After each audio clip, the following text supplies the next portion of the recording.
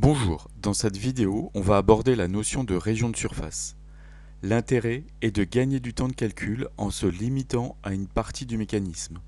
Cela peut être une seule pièce ou plusieurs dans un sous-assemblage. En isolant la partie d'étude avec un schéma, bien repérer les zones de contact entre les pièces. Un effort inconnu sera sur une région de surface avec le bouton déplacement ou restriction. Un effort connu sera sur une région de surface avec le bouton force-moment ou charge. Pour dessiner la zone de contact, cela se fait en deux étapes. La première est de dessiner la région de surface, puis de la projeter sur la surface de la pièce. La région de surface ou la zone de contact dépend du jeu dans un assemblage. C'est une hypothèse à donner dans un compte-rendu d'une étude de résistance des matériaux. Pour la démonstration, on va utiliser cet assemblage. Donc on va définir un contact à l'intérieur du tube, donc en utilisant le module Application Simulate. Ensuite, sous Affiner le modèle, on a le bouton Région de surface.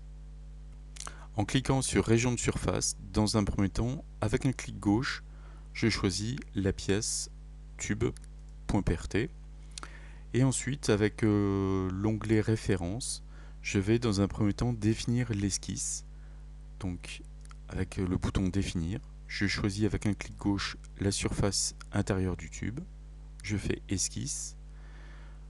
Je vais dessiner par symétrie, donc ici avec le bouton trait d'axe, je définis un trait d'axe de symétrie, et avec le bouton rectangle, je vais dessiner une forme rectangulaire, et dès que je vois les deux flèches, je suis symétrique par rapport au milieu de la pièce.